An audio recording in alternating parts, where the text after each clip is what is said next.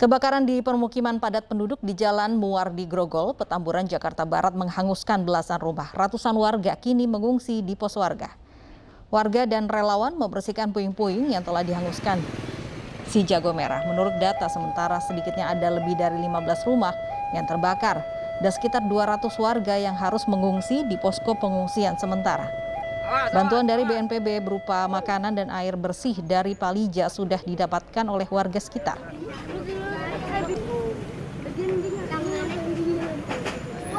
Nah, kronologinya kami sampaikan sekitar jam 8 atau pada Isya. Itu ada pengusaha atau pedagang gorengan dan nasi uduk. Dia kompornya ditinggal sebentar, ada mendesis dan terjadi percikan api. Setelah ditolong oleh ibu ini, ibunya kebakar 60%. Udah gitu nggak bisa dikendalikan, api merebet ke semua kampung yang di.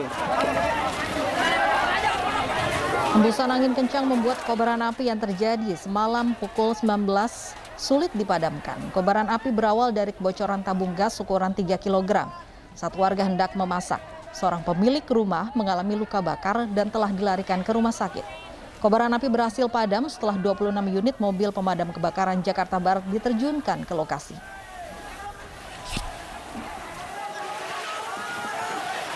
Diduga akibat konsleting listrik, gudang plastik di Trosobo, Sidoarjo ludes terbakar. Karyawan yang berada di dalam pabrik berhamburan menyelamatkan diri.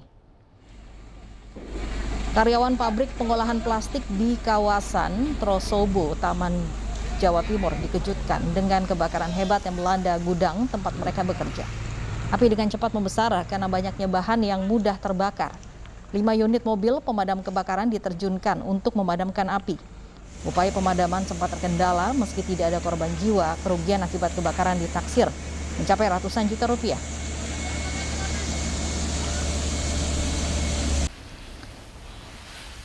Diduga pengemudi mengantuk, 2 truk pengangkut batu bata terguling di Jalan Gatot Subroto, Setiabudi, Jakarta Selatan, Selasa dini hari. Badan truk yang melintang di tengah jalan memicu kemacetan.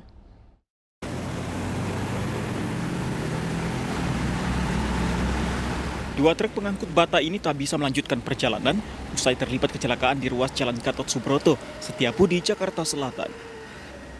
Salah satu truk terguling di tengah ruas jalan dalam posisi terbalik. Kerasnya benturan membuat roda kedua truk terlepas. Sementara beton separator jalur bus Transjakarta bergeser dari posisi semula. Insiden bermula ketika 2 truk pengangkut bata hebel ini melaju dari arah Semanggi menuju Cawang. Tiba-tiba, sopir truk yang berada di depan kehilangan kendali hingga menabrak separator lalu masuk ke jalur Transjakarta. Sopir truk di bagian belakang yang juga mengantuk terkejut dan langsung membanting setir. Kan posisinya ngantuk kan, nabrak trotoar. Dia kan di belakang. Nabrak buntut. Iya. Dari mana Bang tadi Bang? Dari arah itu Grogol. Mau ngantar Batak mana nih Bang? Mau ngantar Batak ke Cilengsi. Tidak ada korban jiwa, namun badan truk yang melintang di tengah jalan membuat arus lalu lintas dari Semanggi menuju Cawang tersendat. Dari Jakarta, Miftahul Gani, iNews melaporkan. Polisi akhirnya menemukan bocah berusia 5 tahun di Kota Bogor, Jawa Barat yang dibawa kabur seorang perempuan terkait utang piutang. Pelaku kini telah ditangkap dan berstatus tersangka.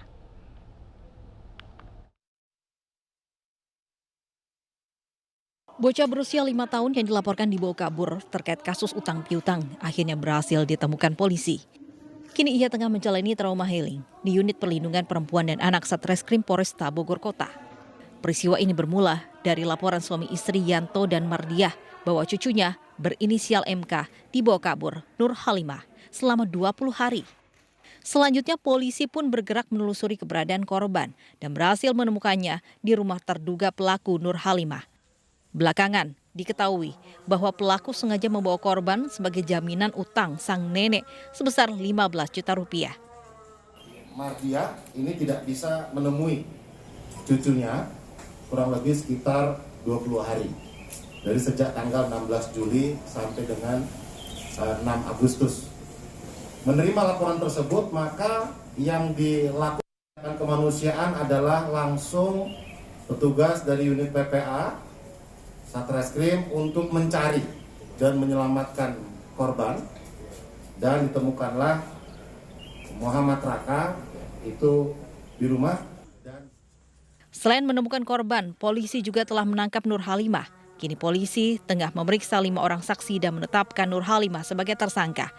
Ia dijerat dengan pasal 88 Undang-Undang Perlindungan Anak atau pasal 330 KUHP terkait mengambil alih penguasaan atas anak yang belum cukup umur secara melawan hukum. Dari Bogor, Jawa Barat, Furqon Munawar, iNews melaporkan. Sebanyak 28 orang yang diduga terlibat dalam tarung bebas jalanan di Kota Makassar, Sulawesi Selatan dipulangkan. Mereka dijemput keluarga masing-masing dan hingga kini masih berstatus sebagai saksi.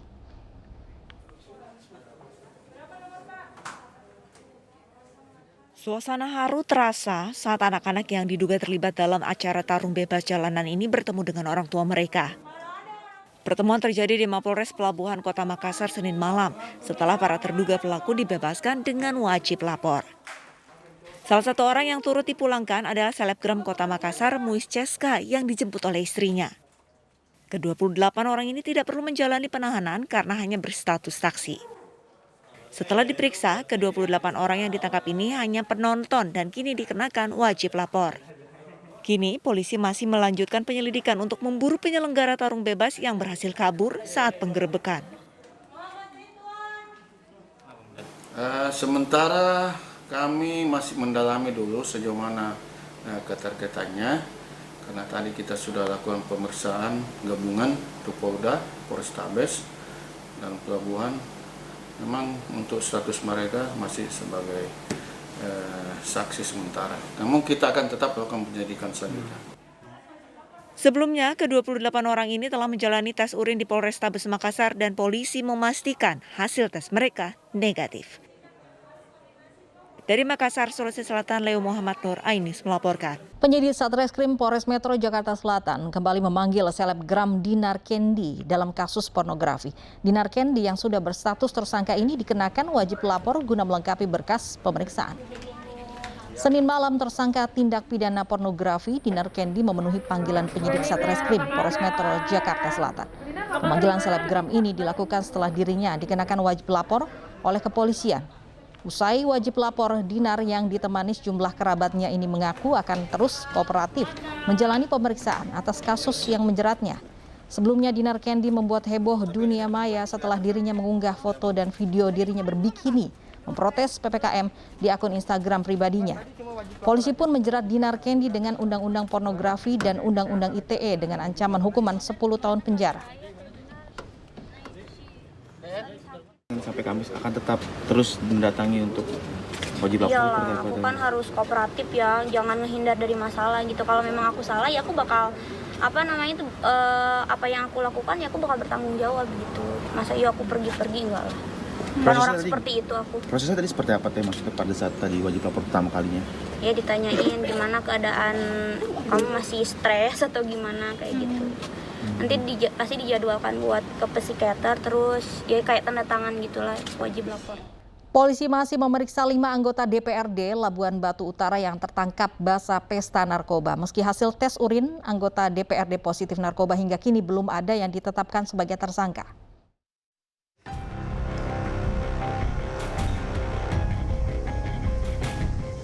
Sat Narkoba Polres Asahan masih terus memeriksa 17 orang yang tertangkap pesta narkoba di sebuah tempat karaoke Sabtu lalu.